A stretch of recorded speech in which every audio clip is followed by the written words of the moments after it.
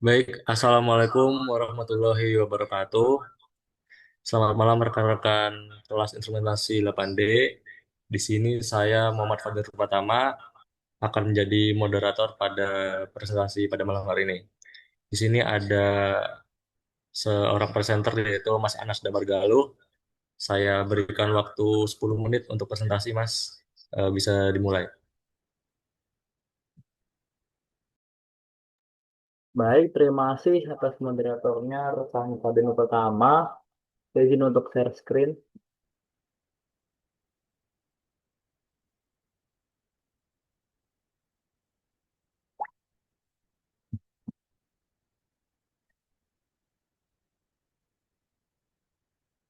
Apakah sudah terlihat versinya? Assalamualaikum warahmatullahi wabarakatuh. Selamat malam. Mohon izin Budiah, mohon izin teman-teman sekalian yang sudah berkenan hadir. Jadi izin untuk saya untuk mereview sebuah artikel jurnal yang berjudul All-in-One Improving GPS Accuracy and Security via Crowdsourcing oleh saya Nasir Bargaluh dengan NPT 41210072 dari kelas instrumentasi 8D.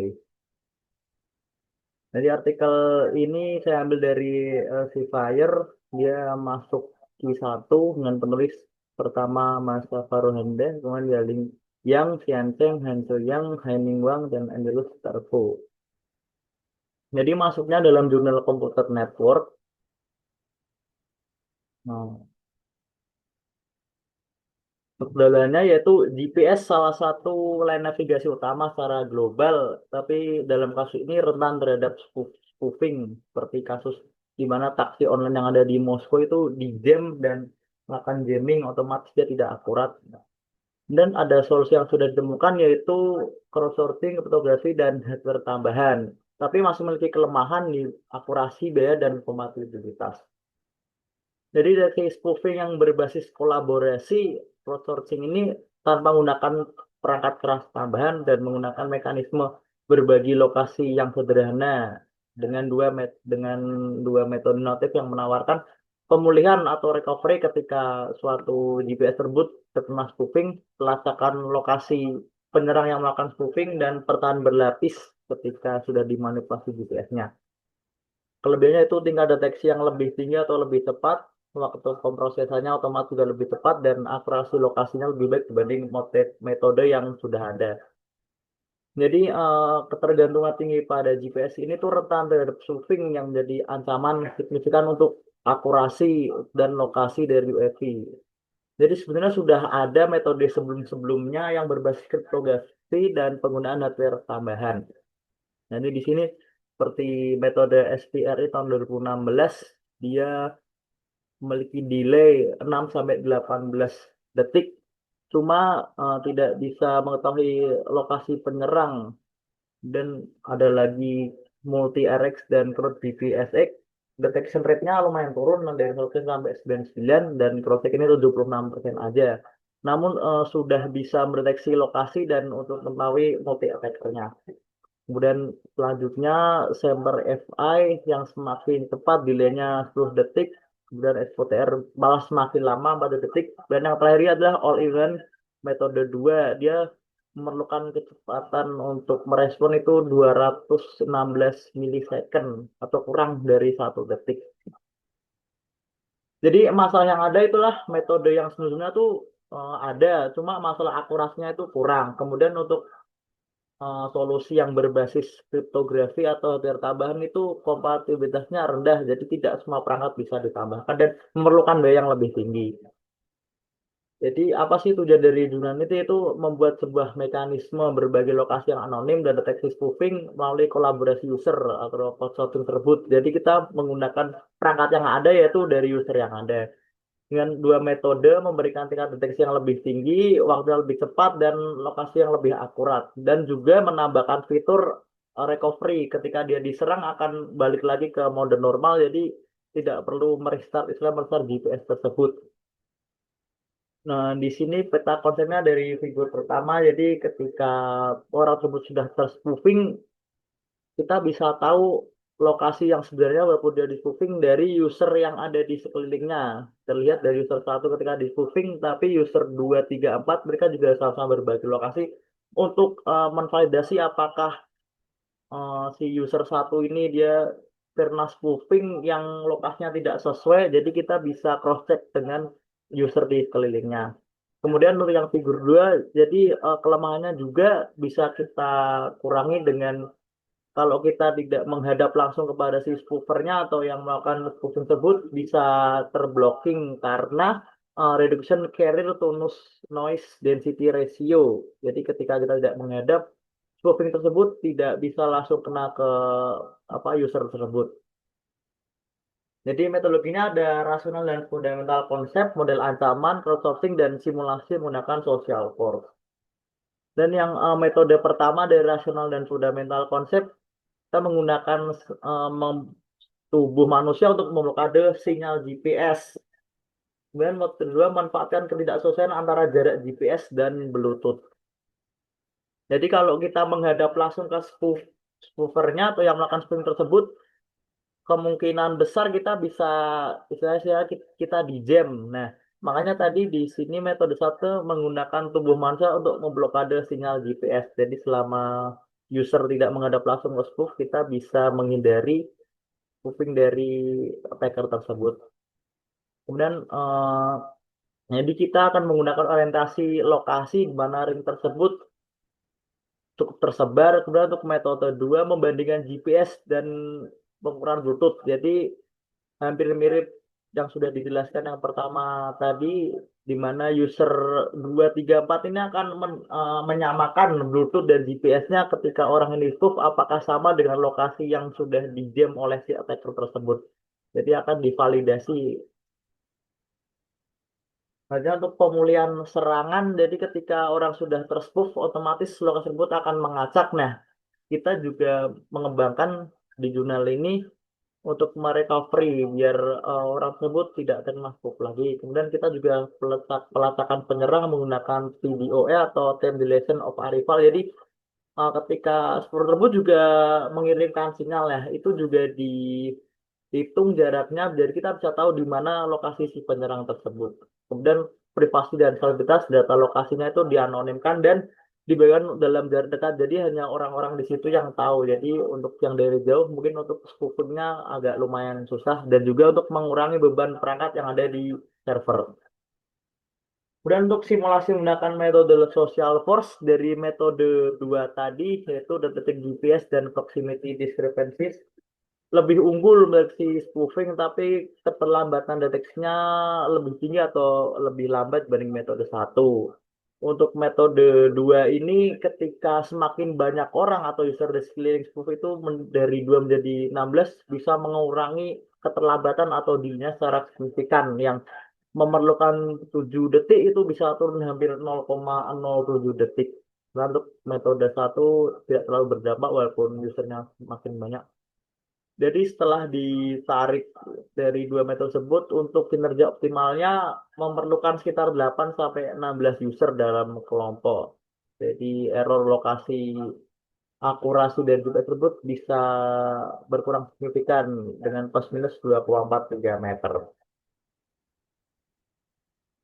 Kemudian ada sih tantangan dari dua tersebut jika dalam user tersebut ada pengguna yang egois atau di mana dia hanya menikmati istilahnya fasilitas grocery tersebut tapi juga tidak mengirimkan data yang akurat atau sama saja. Jadi istilahnya dia cuma menerima keuntungan tapi tidak memberikan data akurat sehingga jika ada spoofer yang menyerang dia, dia istilahnya lebih pasif dan tidak membagikan kepada server. Kemudian ada Byzantine fault tolerance. Jadi ketika sistem tersebut tetap berfungsi dengan benar meskipun sebagian perangkat berperilaku selfish atau nakal jadi tidak mengirimkan data ataupun manipulasinya. Kemudian resultnya atau hasil dari jurnal ini metode 2 optimal untuk distribusi spasial yang tidak merata. Jadi ketika user di karantina itu tidak saling berkumpul satu titik tapi menyebar itu lebih optimal untuk metode 2.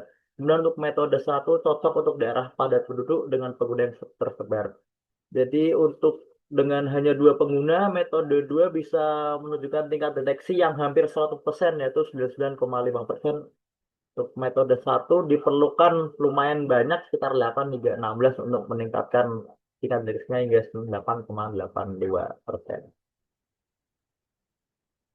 Mungkin ini diskusi yang bisa dibahas nanti. Jadi gimana sih jika spoofingnya dari yang objek bergerak, kan belum tentu yang spoofing adalah manusia di lokasi. Dan bagaimana sih resiko privasi jika penyalahpan tersebut malah masuk ke crowd yang sama-sama menggunakan sistem crowdsourcing, dan bagaimana performa lingkungan dengan kepadatan pengguna sangat rendah, yaitu misalnya cuma tiga atau dua orang. Jadi intinya dari jurnal penelitian ini merupakan all-in-one, yaitu sebuah sistem manfaatkan crowdsourcing atau user di sekelilingnya untuk melindungi dari serangan spoofing GPS dan menyediakan lokasi yang akurat untuk perangkat mobile komersial. Rancangan desainnya berdasarkan bahwa asumsi itu sebagian user terlindungi jika berada jauh dari penerang dan tidak face to face terhadap si attacker tersebut, dan pengguna akan memiliki lokasi yang berbeda dari pengguna yang disamakan sehingga dapat mendeteksi lokasi dari serangan tersebut. Terima kasih. Itu yang bisa saya sampaikan dari review kali ini. Selanjutnya saya kembalikan ke moderator. Baik, terima kasih atas presentasinya rekan Anas, sangat bagus sekali. Baik, selanjutnya saya akan membuka sesi diskusi. Di sini saya mungkin akan membuka dua atau tiga pertanyaan. Baik, di sini ada yang mengangkat tangan. Rekan Zulka, dipersilakan. Baik, terima kasih moderator. Terkait pertanyaan diskusi yang disampaikan di PPT Mas tadi, mungkin saya ingin mencoba bertanya terkait performa metode ini dalam lingkungan dengan kepadatan pengguna yang terbilang cukup rendah itu bagaimana? Sekian, terima kasih. Baik, terima kasih atas pertanyaannya. Eh, Mungkin dapat dipersilakan untuk rekan Anas dapat menjawab. Terima kasih atas pertanyaan dari rekan Zulko. Jadi pertanyaannya, gimana jika kepadatan atau user di sekelilingnya itu sangat rendah?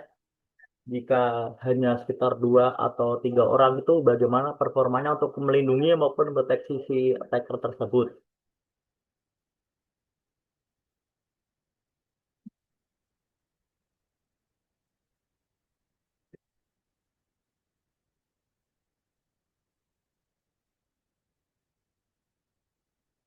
Jadi sebenarnya jika kepadatannya berkurang, yang harusnya kita memerlukan hampir sekitar 8 sampai 16 user ataupun paling jelek lah 5 user, sebetulnya bisa, cuma untuk lokasinya akan kurang akurat.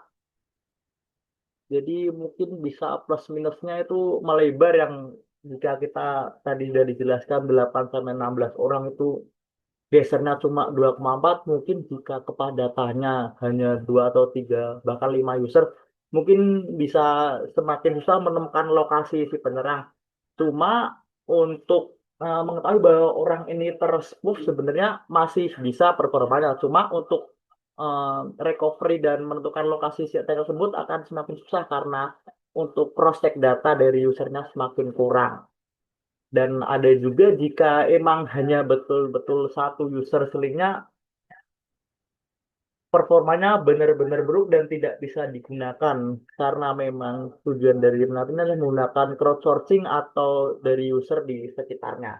Jadi intinya itu bisa untuk mengetahui orang yang terspoof itu ini terkena spoof, tapi untuk mengetahui lokasi yang menyerang tersebut akan susah dan kinerjanya itu sangat rendah. Terima kasih yang bisa saya jawab. Terima kasih pada moderator. Baik, terima kasih atas jawabannya. Apakah pertanyaan jawabannya cukup untuk rekan Zulka? Sangat cukup, terima kasih moderator. Baik, terima kasih. Untuk berikutnya saya buka lagi untuk pertanyaan kedua. Izin, apakah ada yang ingin bertanya? Baiklah, kepada rekan Padin, saya ingin bertanya kepada rekan Anas. Baik, dipersilakan rekan Taufik. Pertanyaannya adalah, apakah ada risiko privasi jika penyerang menyusup ke crowd? Terima kasih. Baik, terima kasih atas pertanyaannya. Dipersilakan kepada rekan Anas. Terima kasih rekan Taufik Anugrah atas pertanyaan dan terima kasih juga moderator. Jadi, apakah ada risiko crowd menyusup ke dalam crowd tersebut? Betulnya ada, yang sudah dijelaskan tadi, jika misalnya memang ada yang menyusup ke dalam crowd dan istilahnya selfish user di mana dia hanya memanfaatkan untuk menikmati crowdsourcing tersebut dan dia cuma menerima data yang bagus tapi dia tidak meng-share itu ada dan mungkin tipikal user yang ingin menikmati saja dan gratisan tapi tidak berkontribusi itu pasti ada. Dan itu juga sebetulnya bisa menjadi masukan di dunia ini di mana kita bisa menambahkan fitur ketika si user yang menyusup ini jika dia tidak melakukan pertukaran data yang semestinya.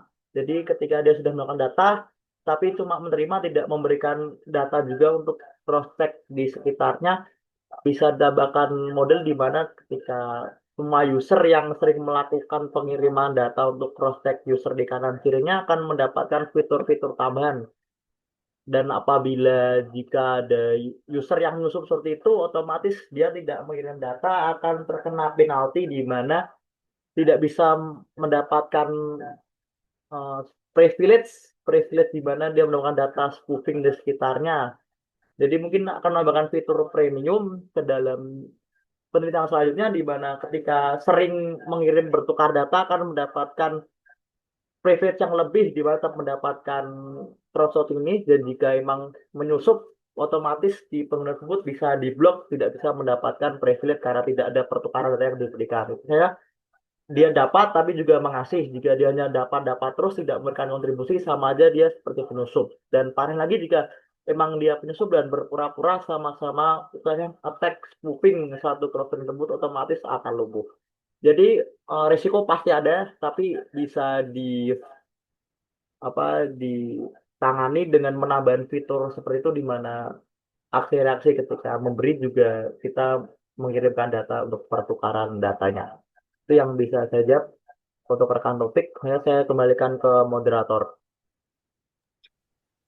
Baik, terima kasih atas jawabannya yang disampaikan. Untuk rekan topik, apakah sudah terjawab pertanyaannya? Terima kasih kepada rekan Anas atas jawabannya. Saya sudah puas dengan jawabannya. Terima kasih. Oke, baik selanjutnya. eh, Mungkin tidak ada pertanyaan dari rekan-rekan ya. Mungkin kita cukupkan saja presentasi kita pada malam hari ini. Saya moderator mengakhiri presentasi. Saya akhiri. Wassalamualaikum warahmatullahi wabarakatuh. Waalaikumsalam warahmatullahi wabarakatuh.